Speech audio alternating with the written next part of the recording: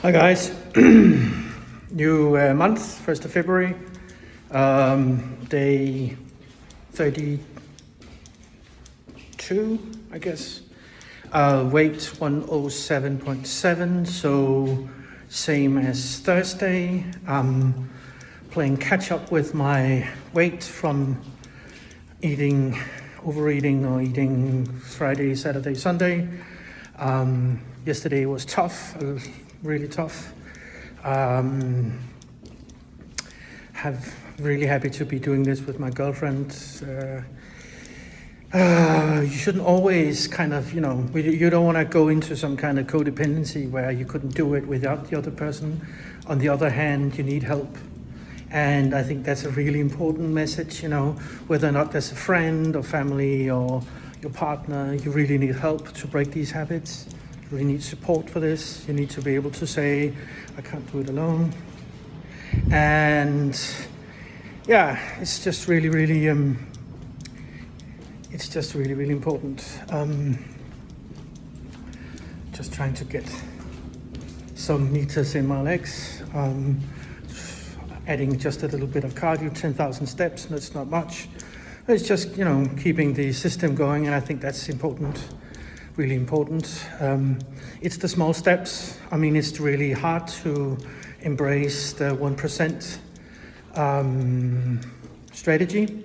I don't know if you know that, but it's actually something that was implemented by Team Sky for Tour de France, and they, instead of doing big changes, they did a major overhaul of the bicycling team, 9 years ago, and they focused on 1% changes, small, tiny changes that accumulated to huge changes.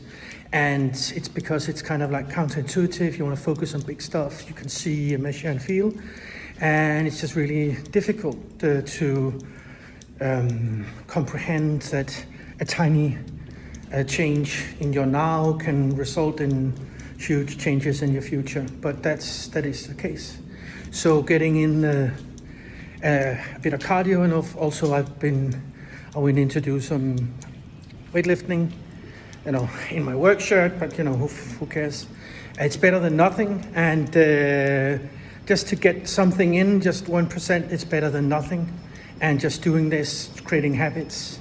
So it's, I'm aiming for reaching 102 by the end of the month. And so that's a 5 kilo result I'm aiming for. I think it's absolutely doable. It's gonna be really tough.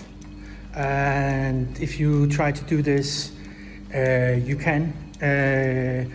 I wouldn't say, it's not for everybody. It's not for the faint-hearted, because there is a lot of suffering. You do suffer a lot. You take away, if you have a food addiction, a drinking addiction, some kind of like addiction with your mouth area, 23 hours of not being able to get your sustenance. And for me, it's tea, it's water, it's coffee, black coffee, and then I have I drink diet orange juice, not juice, but orange sodas, and it would presumably be better not to, and somebody says that it's not good for your OMAD. I don't care. I mean, the most important thing for me is, to do the calorie reduction and not to be some kind of OMAD principal champ. So it's really just to sustain me in the long run. At some point I'll have to look at changing that as well. But I mean, Rome wasn't built in one day. You need to be realistic. You can't change. You can only change so much. And yeah, that's about it. The coming weekend I have a big party, 50-year party for a friend, and I'm gonna save up some calories for that. Definitely saving up my meal of the day. It's not gonna be an hour, it's gonna be 3-4 hours eating and drinking. That's okay, there should be room for that. I'm definitely not doing what I did last weekend, which was 3 days food and drinking bonanza. I just hate playing catch up. It's taken me 2 days of suffering to get where I was Thursday. That's a really interesting learning point. So, I'm not gonna get angry with myself for doing it, but I'm gonna hold myself responsible. There are consequences. And I do hate the suffering. It gives me a certain element of pride in being able to suffer, but on the other hand, it sucks. It just does.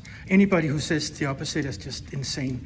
And it might be, your metabolism is different, and maybe it is that you are, happy to suffer, or maybe you have no suffering. Maybe you can just do 1 meal a day and it's just perfect. That's great, good. I'm happy for you.